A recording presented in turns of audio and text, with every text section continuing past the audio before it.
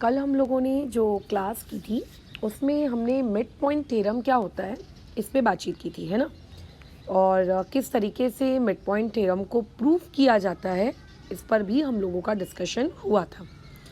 तो आज हम लोग बेसिकली उसी मिड पॉइंट थ्योरम का जो कन्वर्स पार्ट है उसको प्रूव करने जा रहे हैं। बहुत ही प्यारा है मिड पॉइंट थ्योरम, और उसका जो कन्वर्स है ये भी उतना ही प्यारा है। बट जब आप एग्ज़ाम के दिन प्रैक्टिस करने बैठोगे, ठीक है, जब आप एग्ज़ाम के दिन प्रैक्टिस करने बैठोगे तो एक slight confusion mid point theorem और एक कन्वर्स और मिड पॉइंट थ्योरम में क्रिएट होता है, ठीक है। ये कन्फ्यूजन नहीं कि मैडम मिड पॉइंट थ्योरम में मिड पॉइंट पहले से दिए होते हैं और हमको पैरेलल एंड हाफ क्या करना पड़ता है, प्रूव दैट करना पड़ता है। और कन्वर्स में हमको चीज़ें पैरेलल दी हुई होती हैं और हमको ये प्रूव करना होता है कि वो जो पॉइंट्स है जिनकी वजह से वो लाइन बनी है पैरेलल, वो पॉइंट्स ज़रूर क्या रहे होंगे, मिड पॉइंट। इस बात पे किसी को कन्फ्यूजन नहीं होता, ये सबका क्लियर रहता है कि मिड पॉइंट थ्योरम क्या है और कन्वर्स और मिड पॉइंट थ्योरम क्या है। कन्फ्यूजन क्रिएट होता है उस पर्टिकुलर थ्योरम का प्रूफ लिखने में, ठीक है। जब आप प्रूफ लिखने जाते हो मेन कन्फ्यूजन, मेन दिक्कत वहीं होती है, क्योंकि ऑलमोस्ट आपकी जो स्टेप्स हैं, मैं ये नहीं कह रही हूँ एग्जैक्टली, जो ऑलमोस्ट आपकी जो स्टेप्स हैं मिड पॉइंट थ्योरम की और जो कन्वर्स और मिड पॉइंट थ्योरम की, वो सेम ही आ जाती हैं। बताओ, अब दोनों में आप ऑलमोस्ट सेम ही ट्रायंगल को कॉन्ग्रुएंट प्रूव करते हो। तो एक स्टूडेंट कैसा करता है, फ्लो में डायग्राम भी बना लेता है, गिवन भी लिख लेता है, टू प्रूफ भी लिख लेता है, कंस्ट्रक्शन भी लिख लेता है। जब प्रूव करने जाता है तो मिड पॉइंट थ्योरम का प्रूफ कन्वर्स में और कन्वर्स का प्रूफ मिड पॉइंट थ्योरम में, सब आगे पीछे अगड़म सगड़म कबाड़ा तुम लोग कर देते हो। डन। तो एक्चुअली में थोड़ा जब प्रैक्टिस करो इस पर्टिकुलर थ्योरम को लिखने की सब्जेक्टिव पेपर के लिए, तो थोड़ा अच्छे से करना, पॉइंट्स पर बातचीत करना अपने आप से कि अच्छा यहाँ पे ये डिफरेंस है, यहाँ पे ये डिफरेंस है, राइट। तो डायरेक्टली कन्वर्स और मिड पॉइंट थ्योरम में कूदने से पहले थोड़ा सा हम चीज़ों को रिकॉल कर लेते हैं कि कल की क्लास में हम लोगों ने, लास्ट क्लास में हम लोगों ने आपके mid point theorem that is MPT में पढ़ा क्या था। तो देखो MPT में यानी कि मिड पॉइंट थ्योरम में आपको एक बात का पता होना चाहिए गिवन, वो ये कि मिड पॉइंट्स आर गिवन। आपको जो पॉइंट्स दिए हुए होते हैं, ठीक है, ट्रायंगल में जो पॉइंट्स आप लोगों को दिए हुए होते हैं वो बेसिकली आप लोगों के मिड पॉइंट्स होते हैं। यानी कि मिड पॉइंट थ्योरम में मिड पॉइंट आपको पहले से दिया हुआ रहता है, ठीक है, पहले से दिया हुआ रहता है। और आप वहाँ पे टू प्रूफ ये करते हो पहला कि उन मिड पॉइंट्स को ज्वाइन करने के बाद, ठीक है, आप लोगों की जो न्यू लाइन बनेगी वो पैरेलल होगी, ठीक है। किसके पैरेलल होगी, ट्रायंगल के रिमेनिंग साइड के बराबर। एज वेल एज इसी में हम लोग एक सेकेंड पार्ट ये प्रूव करते हैं, राइट, कि जो न्यू लाइन बनेगी वो न्यू लाइन क्या होगी, आप लोगों की रिमेनिंग साइड का क्या हो जाएगी, बाई 2 हो जाएगी। ये हम लोगों ने कल की क्लास में ऑलरेडी मिड पॉइंट थ्योरम में कैसे करते हैं ये पढ़ लिया था। आज की क्लास में हम लोग क्या पढ़ने वाले हैं, converse of midpoint theorem. देखो ये जो वर्ड होता है कन्वर्स, इसका मतलब होता है उल्टा करना, कोई काम को, किसी काम को उल्टा करना। फॉर एग्जांपल अगर मान लेते हैं तुम रात को ईस्ट टू वेस्ट ऐसे सोते हो हर इंसान की स्लीपिंग डायरेक्शंस होते हैं, ठीक है। थोड़ा गूगल करना कि बेस्ट स्लीपिंग डायरेक्शंस क्या होते हैं। अच्छा, अब इसको ये मत करना कि अच्छा मैडम आप हमें वास्तु सिखा रहे हो, तो क्या कहते हैं उसको, जादू टोना बता रहे हो, सुपरस्टिशियस हो, ऐसा नहीं है। हमारी जो बॉडी है, ठीक है, ये अर्थ की मैग्नेटिक फील्ड्स के साथ इंटरैक्ट करती है। जब आप क्लास 12 में मैग्नेटिक फील्ड लाइंस पढ़ेंगे फिजिक्स सब्जेक्ट में, तब आपको पता चलेगा कि हमारी बॉडी भी अर्थ की मैग्नेटिक फील्ड्स के साथ इंटरैक्ट करती है। तो अगर हम किसी गलत स्लीपिंग पोजीशन में सोते हैं तो अर्थ की मैग्नेटिक फील्ड लाइंस हमारी बॉडी से इंटरैक्ट करती है, which is harmful for us. So therefore sleeping position ऐसी होनी चाहिए कि अर्थ की मैग्नेटिक फील्ड्स के साथ हम इंटरैक्ट ना कर पाएँ। डन। तो वो कौन सी है, क्या है, वो आप गूगल करते रहो लेकिन हाँ, जितना बेसिक जानकारी मुझको बतानी थी मैं बता चुकी हूँ। ये कई बार तुमने सुना होगा अपने घर के लोगों से कि इस तरफ मुँह करके मत सो, ऐसा ना करो, वैसा ना करो। सो वो लोग जो रीज़न्स देते थे उसको सुन के हमें लगता था कि अरे यार ये तो अंधविश्वास है, राइट। लेकिन जब मैंने खुद ने क्लास 12 की मैग्नेटिक फील्ड लाइंस जब फिजिक्स में पढ़ी, तब हमारे फिजिक्स के टीचर ने बताया कि रियलिटी, भले ही वो आपको कोई भी रीज़न देते हो, बट रियलिटी ये है। तो एक्चुअल में ये साइंस से रिलेटेड फैक्ट है। सो देयरफॉर आपको अपनी स्लीपिंग पोजीशन ऐसी रखनी चाहिए। खैर, मान लेते हैं तुम ईस्ट में अपना मुंडी रखते हो और वेस्ट में अपना पाँव रखते हो। This is your normal routine, ठीक है, ये आपका नॉर्मल रूटीन है। अगर मैं कहूँगी इसका कन्वर्स करो, तो कन्वर्स का मतलब पता है क्या होता है? उल्टा काम करना। यानी कि आपका जो मुंडी है वो कहाँ आ जाएगा? वो आ जाएगा आपके वेस्ट में, और आपका जो पाँव है वो आ जाएगा ईस्ट में। तो जैसे मिड पॉइंट थ्योरम में आपको चीज़ें पहले से मिड पॉइंट दी हुई थी, तो जब आप कन्वर्स और मिड पॉइंट थ्योरम की बात करेंगे तो कन्वर्स और मिड पॉइंट थ्योरम में आप लोगों का गिवन और जो टू प्रूव है उसमें अदला बदली हो जाएगी। जो पहले गिवन रहा होगा वो अब टू प्रूव बन जाएगा, और जो पहले टू प्रूव रहा होगा, ठीक है, वो आपका अब क्या हो जाएगा? गिवन बन जाएगा। तो अभी आपका गिवन क्या होगा? अब आपका गिवन ये होगा कि जो नई वाली लाइन है, ठीक है, वो नई वाली लाइन जो है वो आपके ट्रायंगल के रिमेनिंग साइड को बेसिकली क्या है? पैरेलल है, ठीक है। ये आप लोगों का गिवन हो जाना है, बराबर। और आपको अब ये प्रूव करना पड़ेगा कि वो नई लाइन जिस पॉइंट्स को ज्वाइन करके बनी, ठीक है, वो जो नई वाली लाइन है जिस पॉइंट्स को ज्वाइन करके बनी, ठीक है, जिस पॉइंट को ज्वाइन करके बनी, वो पॉइंट्स बेसिकली क्या हैं? मिड पॉइंट्स हैं। वो पॉइंट्स बेसिकली क्या हैं? मिड पॉइंट्स हैं, ठीक है। तो आज की क्लास में हमें क्या गिवन है और क्या हम लोगों का टू प्रूव है, आई होप कि ये वाली चीज़ तुम्हें क्लियर होगी।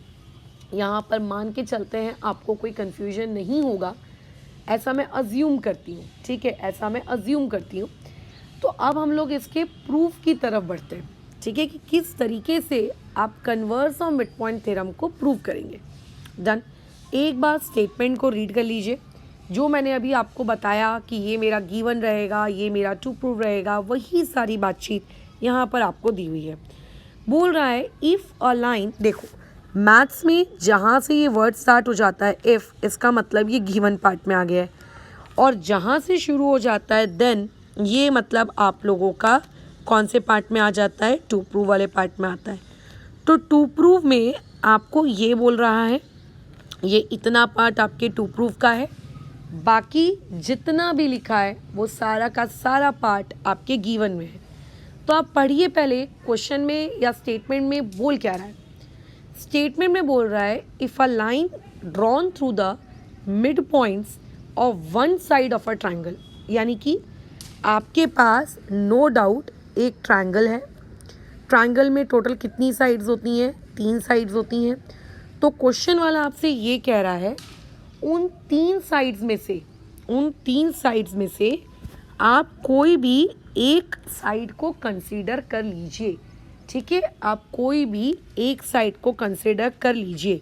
तो मैंने ये ट्रायंगल अज्यूम किया, इसका नाम रखा मैंने ABC, ठीक है। अब मुझे इसकी किसी एक साइड को कंसीडर करना है सच दैट कि मुझे उस साइड का मिड पॉइंट भी लेना है।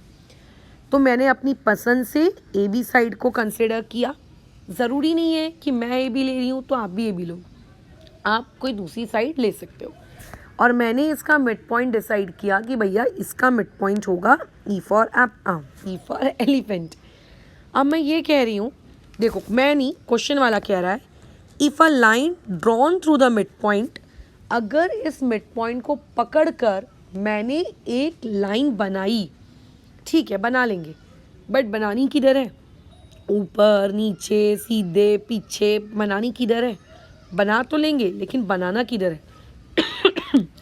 तो यहाँ क्वेश्चन में आपको दिया है लाइन आपको इस तरीके से बनानी है कि ये पैरेलल होनी चाहिए किसके? अदर साइड के। ये क्या होनी चाहिए? पैरेलल होनी चाहिए अदर साइड के, पैरेलल होनी चाहिए अदर साइड के। यानी कि ये ई से आप जो लाइन अभी बनाने जा रहे हैं ये इस तरीके से बनानी है कि ये जो नीचे वाला आप लोगों का साइड है BC, ये लाइन उस BC के क्या होगी, पैरेलल होगी। ये लाइन उस BC के क्या होगी, पैरेलल होगी। आपको ये लाइन इस तरीके से ड्रॉ करनी है। So let's say this is my F point. तो अगर मैं इस क्वेश्चन के गिवन डेटा के बारे में बात करूं तो गिवन डेटा मेरे पास ये है कि मेरे पास एक ट्रायंगल ABC है।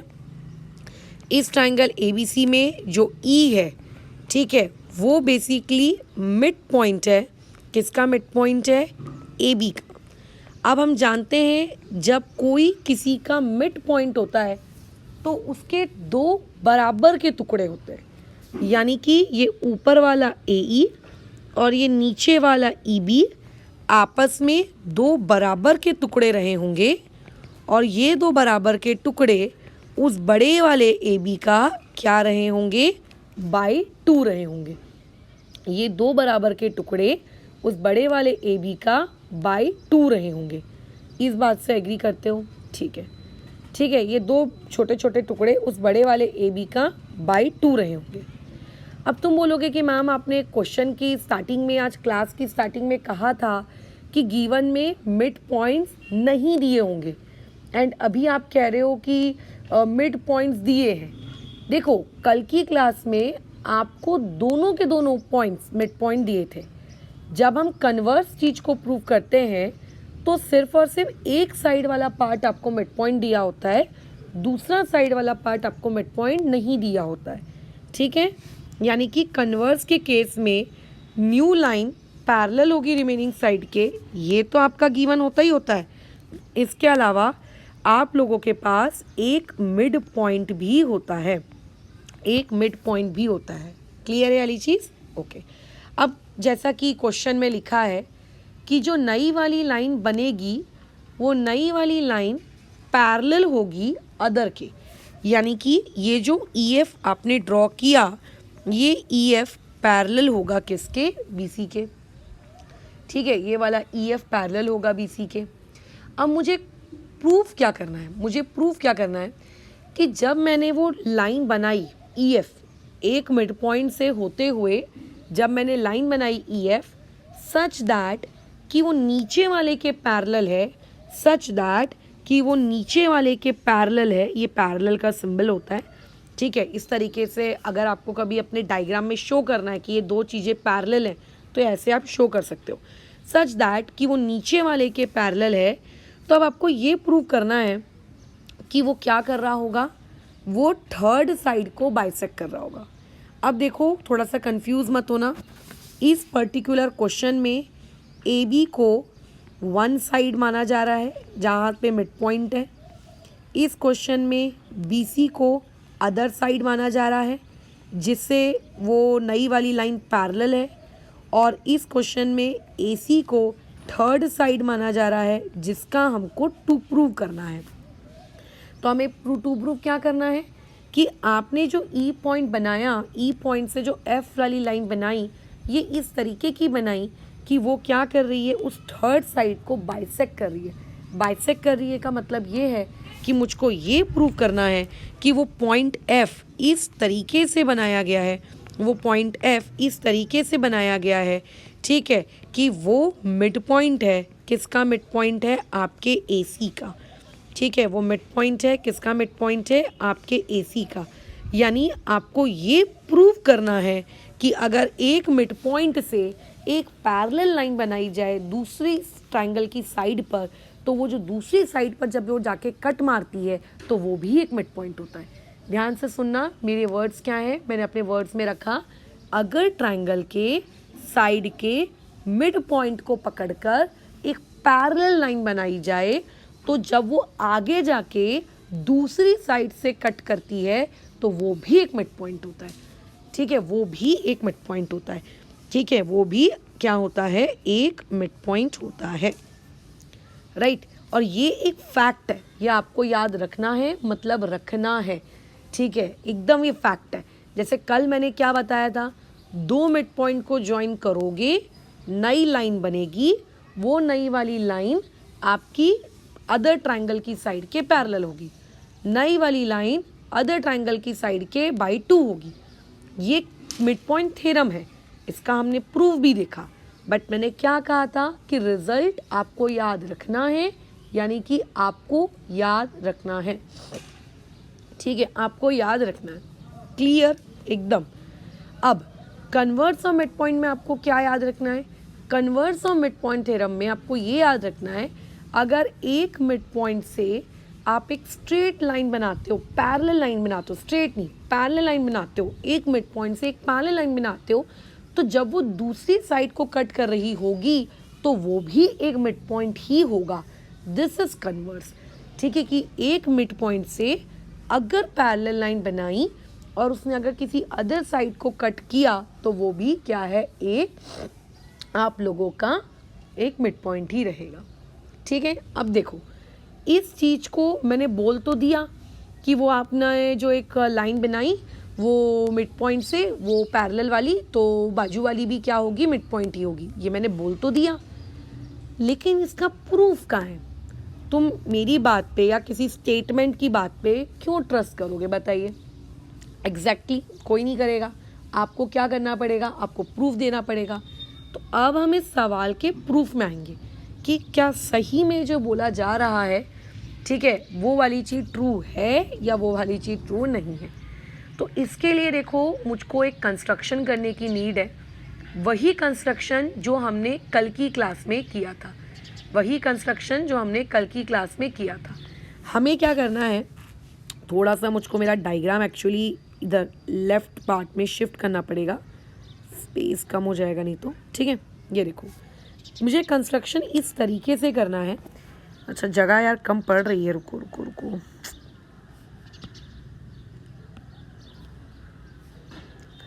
इसको अपन ना उठा के या नीचे ले आते हैं, तुम अपनी कॉपी में कर लेना क्योंकि मुझे स्पेस कम पड़ रही है इस वजह से। अब देखो ये कंस्ट्रक्शन मुझे इस तरीके से करना है कि ये जो F वाली लाइन है इसको मुझे एक्सटेंड करना है, इसको मुझे बाहर की तरफ ऐसे एक्सटेंड करना है जैसा हमने कल किए थे। इसको एक्सटेंड करने के बाद आप इसको कुछ अपने मर्ज़ी से इसका कोई नाम वगैरह आप दे सकते हो। ठीक है, आप इसको कोई नाम वगैरह दे सकते हो। लेट्स से मैंने इसको नाम दे दिया G, और मैंने इस G और इस C को ज्वाइन कर दिया। तुम बोलोगे मैडम बस इतना सा कंस्ट्रक्शन? नहीं, यही तो गेम हो गया। कल के मिड पॉइंट थ्योरम और आज के मिड पॉइंट थ्योरम का जो कंस्ट्रक्शन है यही तो वेरी कर गया। तुम अपनी कॉपी निकालना और कल के मिड पॉइंट थ्योरम का कंस्ट्रक्शन और आज के कंस्ट्रक्शन को टैली करना, तुम्हें दिखेगा ओ माय गॉड इतना बड़ा डिफरेंस। यस, तो अब देखो आज का कंस्ट्रक्शन आपको ये कहता है कि आप वो जो G पॉइंट लोगे, ठीक है, यानी कि बेसिकली आप क्या कर रहे हो, आप एक्सटेंड कर रहे हो EF को, ठीक है, सच दैट एक्सटेंड कर रहे हो कि E पॉइंट के बाद F पॉइंट आएगा, F पॉइंट के बाद G पॉइंट आएगा। ठीक है, हमने सिर्फ एक्सटेंड किया है। ठीक है, हमने क्या किया है, सिर्फ एक्सटेंड किया है और कुछ भी नहीं किया। लेकिन आपको इसको एक्सटेंड करने के बाद आपको ज्वाइन करना है, GC को ज्वाइन करना है। आपको क्या करना है, GC को ज्वाइन करना है। लेकिन आपको GC को इस तरीके से ज्वाइन करना है कि सच दैट वो छुटका सा पिद्दा सा आपका GC पैरेलल होना चाहिए आपके EB को। यानी कि मैं ये कहना चाह रही हूँ कि ये वाला EB और ये वाला GC आपस में पैरेलल होगा। हाँ, अगर तुम्हारा मन ऐसा कर रहा है कि नहीं मैम GC के बदले मैं GC ही रखूँगा बट EB के बदले मैं AB लिख देता हूँ, EB को बड़ा करके मैं AB लिख देता हूँ, तो क्या वो तब भी पैरेलल होगा? हाँ, वो तब भी आप लोगों का पैरेलल होगा। तो ये हमारे इस क्वेश्चन में क्या है, हमारा कंस्ट्रक्शन है। ठीक है, ये हमारा क्या है, कंस्ट्रक्शन है। कल की क्लास में ये जो साइड वाले पार्ट्स थे ये हमारे कंस्ट्रक्शन में नहीं थे। ठीक है, इसीलिए कह रही हूँ midpoint theorem and converse of midpoint theorem दोनों के given to prove construction diagram एक एक चीज़ को साइड बाय साइड कंपेयर करके पढ़ते चलो। नहीं तो एग्ज़ाम में कन्फ्यूजन हो जाता है ना। अच्छा, यानी कि हम लोगों को ये वाला EF और ये वाला BC क्वेश्चन में पहले से गिवन दिया था, एंड कंस्ट्रक्शन के वाया ये चीज़ हमने अभी गिवन, आपकी कंस्ट्रक्शन के वाया हमने ये चीज़ लिख ली कि ये साइड वाला EB और ये साइड वाला GC ये भी आपस में क्या होंगे, पैरेलल होंगे। ये भी आपस में क्या होंगे, पैरेलल होंगे। Done done. अब देखो, इस प्रूफ को करने के 2-3 तरीके हैं, आप 2-3 तरीक़ों से इसको कर सकते हो, बट हम लोग हमारे सिलेबस से स्ट्रिक्ट होके इस प्रूफ को करेंगे। ये प्रूफ क्वाड्रिलैटरल चैप्टर में दिया है, मतलब डेफिनेटली आपको क्वाड्रिलैटरल चैप्टर की जो प्रॉपर्टीज़ है आपको उनका इस्तेमाल करना है और उनके इस्तेमाल से आपको इस पर्टिकुलर प्रूफ को करना है। तो ऐसा कतई नहीं करें आप कि कुछ अलग कंसेप्ट का इस्तेमाल कर रहे हैं जो छोटा सा है, जो क्लास 10th में आने वाला है और उसका आप अभी से यूज़ कर रहे हैं, वो ना करें। अब इसके प्रूफ को मैडम आप कैसे करवाओगे, इसका प्रूफ कैसा है? तो देखो, सबसे पहले ये जो आपको बॉक्स दिख रहा है, मैं ड्रॉ कर लेती हूँ। आपका ये जो ग्रीन कलर का बॉक्स है, इस ग्रीन कलर के बॉक्स को पहले तो आप पैरेललोग्राम प्रूव करो। ठीक है, पहले तो आप इस ग्रीन कलर के बॉक्स को पैरेललोग्राम प्रूव करो कि ये ग्रीन कलर का बॉक्स आप लोगों का एक पैरेललोग्राम है। तो तुम बोलोगे ठीक है, कोई दिक्कत नहीं है, हम फटाफट इस ग्रीन कलर के बॉक्स को पैरेललोग्राम प्रूव कर देते हैं। कैसे करोगे इस ग्रीन कलर के बॉक्स को आप पैरेललोग्राम प्रूफ? तो देखिए, क्वेश्चन में हमें पहले से गिवन दिया है कि हमारा EF पैरेलल होगा BC के, यानी कि अगर मैं लिखूं कि EF पैरेलल टू BC तो तुम्हें अजीब नहीं लगेगा। क्यों नहीं लगेगा अजीब? क्योंकि ये चीज़ हमको हमारे क्वेश्चन में पहले से गिवन है, राइट? बिल्कुल। अब अगर मैं कहूँ कि EF के बदले तुम EG लिखो और ये कहो कि तुम्हारा जो EG है, ये EG जो है ये पैरेलल होगा BC के, तो क्या तुम्हें अब अजीब लगेगा? EF parallel to BC, EG parallel to BC, क्या तुम्हें अब अजीब लगेगा? तुम बोलोगे नहीं मैडम, अभी भी अजीब नहीं लगेगा। क्यों? अरे आपने EF को बड़ा करके EG कर दिया, इससे पैरेलल नेचर थोड़ा ना डिस्ट्रॉय होता है। एंड इसका हम रीज़न दे सकते हैं कि E point, F point, G point सब साथ में थे क्योंकि। Done, okay. अच्छा ठीक है, कोई दिक्कत नहीं है, इसको इक्वेशन नंबर 1 दे दो। अब आगे बढ़ते हैं। अभी हमने कंस्ट्रक्शन में ऐसा कहा कि कंस्ट्रक्शन आपको इस तरीके से करना है कि आपका GC और आपका EB आपस में क्या होना चाहिए, पैरेलल होना चाहिए, है ना। मैंने यही कहा कि आपको कंस्ट्रक्शन इस तरीके से करना है कि आपका BC पैरेलल होना चाहिए, अच्छा BC नहीं, CG पैरेलल होना चाहिए EB के। तो बिल्कुल ये तो कंस्ट्रक्शन ही हम लोगों ने इस तरीके से किया है कि हमारा CG क्या हो जाए, पैरेलल हो जाए आपके BE के। तो इसका रीज़न हम क्या दे सकते हैं, फ्रॉम कंस्ट्रक्शन। ठीक है, गिव इट इक्वेशन नंबर 2। अब आप अपनी दोनों इक्वेशंस को ध्यान से देखिए, ध्यान से देखकर मुझको ये एक बात बताइए कि इन दोनों इक्वेशंस को देखकर आपको क्या पता चल रहा है। आप बोलोगे मैडम दोनों इक्वेशंस को अगर मैं ध्यान से देखूंगा तो मुझे ये पता चल रहा है कि उस ग्रीन कलर के बॉक्स की ये वाली और ये नीचे वाली आपस में पैरेलल है, ये बाजू वाली और ये बाजू वाली आपस में पैरेलल है, मुझे ये पता चल रहा है।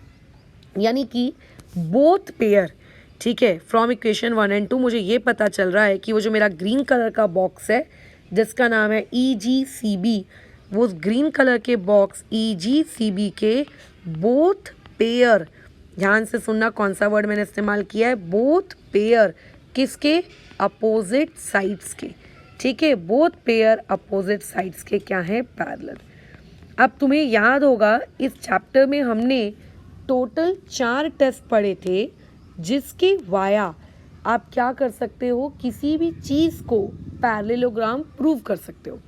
और तुम्हें शायद याद होगा कि वन ऑफ द टेस्ट यही था कि अगर बोथ पेयर आपके क्या आ जाए, पैरेलल आ जाए, तो आपका वही टेस्ट नंबर 1 कहता था कि वो क्वाड्रिलैटरल आपका क्या होगा, पैरेललोग्राम।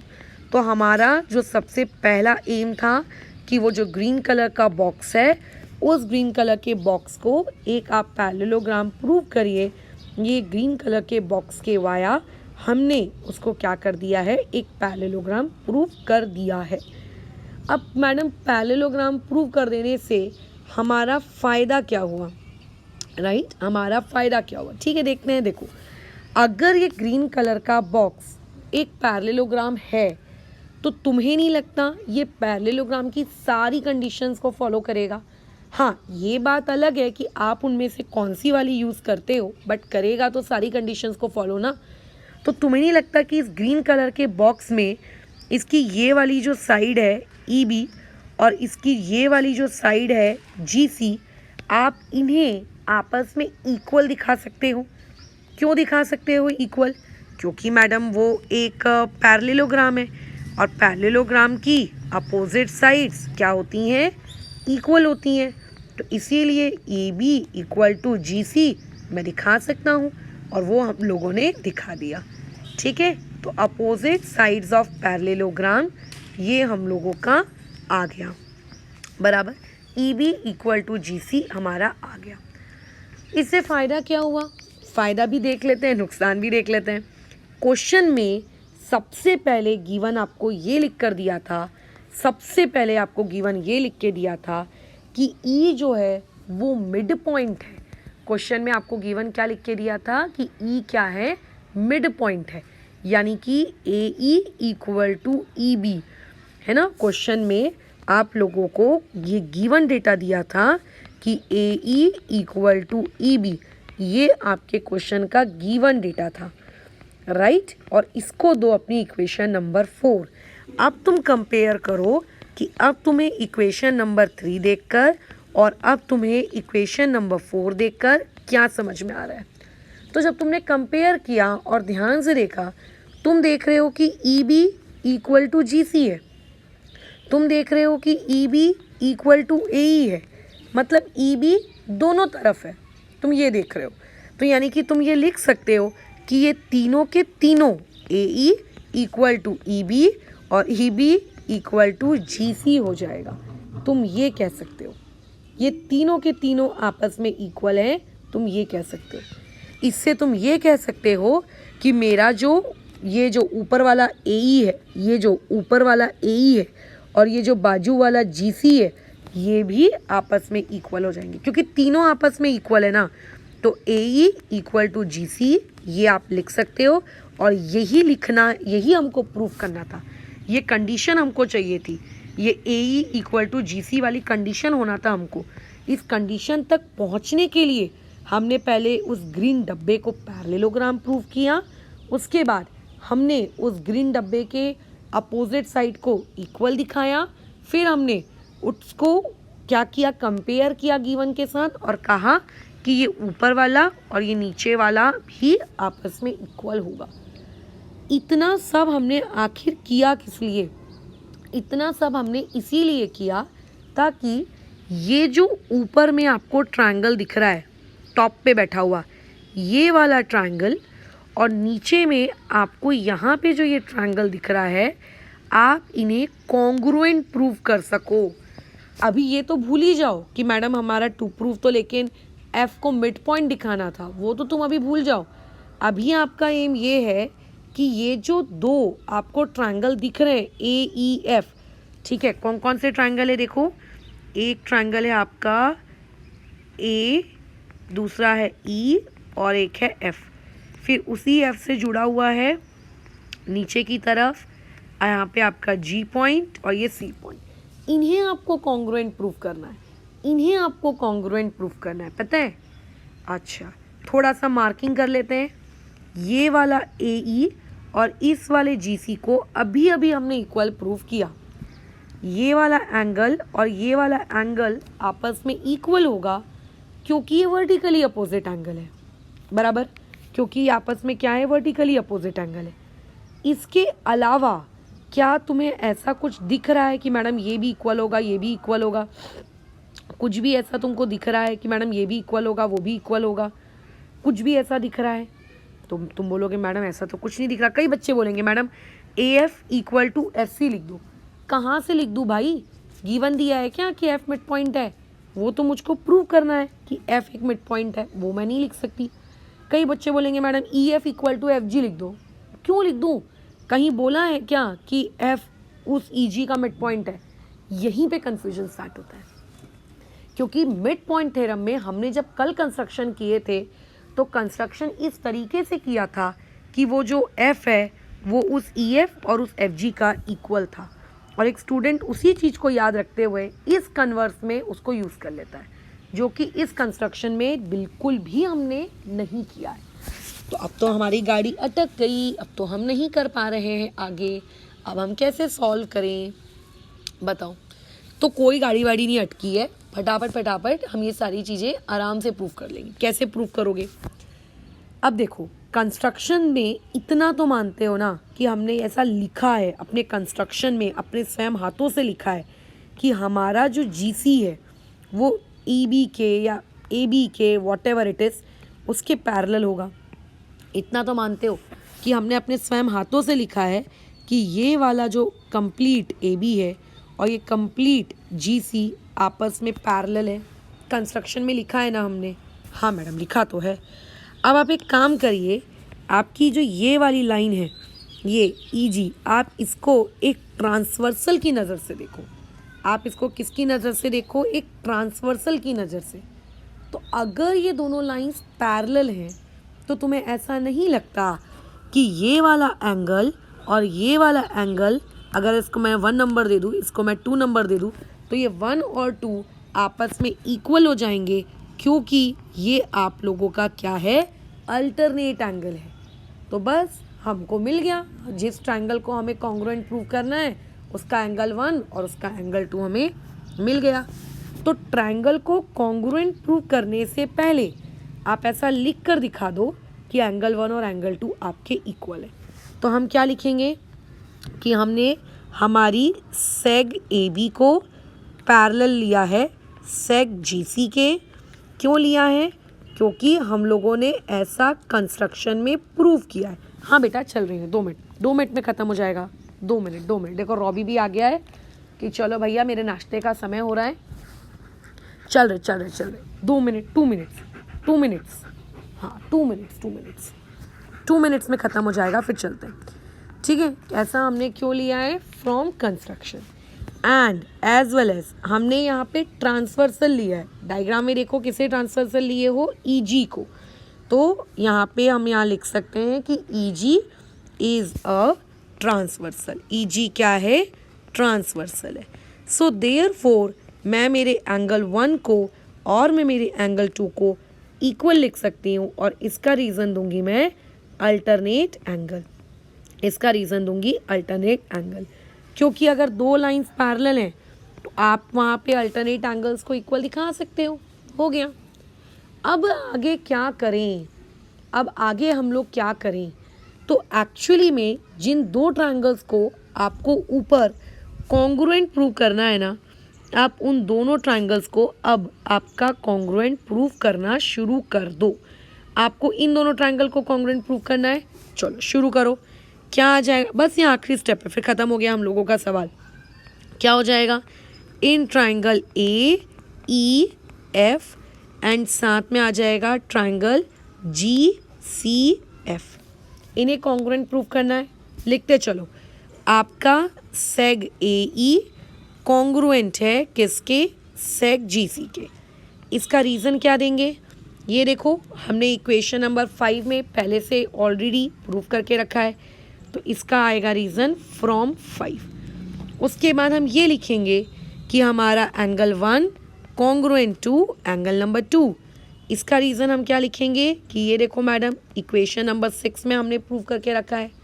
हम ये लिखेंगे कि हमारा angle A F E congruent है हमारे एंगल जी एफ सी के, और इसका रीज़न हम लोग क्या लिखेंगे? Vertically opposite angle. राइट, इसका रीज़न हम क्या लिखेंगे? Vertically opposite angles. डन। तो इस तरीके से इन दोनों ट्रायंगल्स को कॉन्ग्रुएंट प्रूव करने के लिए जो भी तुम लिख सकते थे वो तुमने लिख दिया है। तो आपका क्या हो जाएगा? ये जो ट्रायंगल है ए ई एफ, ये कॉन्ग्रुएंट हो जाएगा इस ट्राइंगल जी सी एफ के, और इसका रीज़न आ जाएगा आपका AAS test. But again madam, हमको ट्राइंगल तो कॉन्ग्रुएंट प्रूफ करने को बोला नहीं था, आप तो ट्राइंगल कॉन्ग्रुएंट प्रूफ कर दिए। तो बस अगर आपका ट्राइंगल कॉन्ग्रुएंट प्रूफ हो गया है ना, आप CPCT लगाओ, आपका क्वेश्चन भी सॉल्व हो जाएगा। अगर ये दोनों ट्राइंगल कॉन्ग्रुएंट हैं तो क्या तुम ऐसा लिख सकते हो कि ये वाला टुकड़ा AF और ये वाला टुकड़ा FC आपस में इक्वल होगा? बिल्कुल लिख सकते हैं कि ये वाला AF और ये वाला आपका FC आपस में कॉन्ग्रुएंट होगा। रीज़न CPCT या फिर CSCT बराबर लिख सकते हैं। और तुम्हें नहीं लगता कि हमको यही प्रूफ करना था AF equal to FC? Check करो, अपने टू प्रूफ को चेक करो। क्या मैंने स्टार्टिंग में यही बताया था कि हमको यही प्रूफ करना है AF इक्वल टू FC? अरे हाँ, हमको तो यही प्रूफ करना था। लो बस हो गया। तो देयरफॉर यहाँ से ये चीज़ प्रूफ होती है कि आपका जो पॉइंट F है वो बेसिकली मिड पॉइंट है आपके किसका? AC का। ख़त्म हो गई कहानी, ठीक है। हैंस प्रूफ्ड, सवाल इज़ डन, है ना। कितना इजी था, ये इस तरीके से सवाल को करना था। तो मैं बता रही हूँ, ये मेरा पर्सनल एक्सपीरियंस है। अभी दो अलग अलग क्लासेस में मिड पॉइंट थ्योरम, कन्वर्स और मिड पॉइंट थ्योरम पढ़ने में कुछ नहीं जाता, लेकिन जब आप एग्ज़ाम हॉल में पढ़कर थ्योरम को रट्टा मारकर समझकर मेमोराइज करके लिखने बैठते हो तो खिचड़ी मच जाती है। कन्वर्स का मिड पॉइंट में, मिड पॉइंट का कन्वर्स में, या फिर कभी कभी तो दोनों का मिक्सचर करके कुछ नया ही बना लेते हो। और कभी कभी इतना कन्फ्यूजन हो जाता है कि आप ये भूल जाते हो कि आपको कि यहाँ पे क्या स्टेप लगानी है, और पेपर में ये सवाल छूट जाता है। मेरे हिसाब से एक टीचर क्वाड्रिलैटरल में अगर कुछ देना चाहता है थ्योरम, तो उसके पास बहुत थ्योरम्स हैं, बहुत थ्योरम्स है, अनगिनत। तुमने तो देखा ही है पहली एक्सरसाइज में कितने सारे थ्योरम्स थे, कितने 4-5 कन्वर्स थे, है ना। लेकिन ये मिड पॉइंट और कन्वर्स और मिड पॉइंट, इन दोनों की बात ही कुछ अलग है। अगर मैं एग्ज़ाम ले रही हूँ तो मैं दोनों में से कोई एक ही दूँगी, एंड प्रोबेबली मैं कन्वर्स दूँगी कि प्रूव करो कन्वर्स वाली चीज़ को। तो फिलहाल हम लोगों ने दोनों theorems, mid point and converse और मिड पॉइंट, दोनों कंप्लीट कर लिए हैं। अब हम मूव करेंगे एक्सरसाइज की तरफ, यानी कि इसके एप्लीकेशन पार्ट की तरफ, कि किस तरीके से इससे रिलेटेड सवाल आते हैं और उन्हें हमें कैसे टैकल करना है। उनमें हम कुछ एक्स्ट्रा सवालों को भी डील करेंगे। ऐसा नहीं कि सिर्फ NCERT के सॉल्व एग्जाम्पल और अनसॉल्व कर लिए, कुछ एक्स्ट्रा भी करेंगे ताकि हमारे दिमाग को बेटर क्लियरिटी मिल सके कि अच्छा, इस सवाल को अप्रोच करने का ये एक बेटर तरीका है। ओके, तो फिलहाल अभी इस डिस्कशन को हम यहाँ पर समाप्त करते हैं। इसके आगे वाली क्लास में एक्सरसाइज के साथ चीज़ों को हम लोग शुरू करेंगे।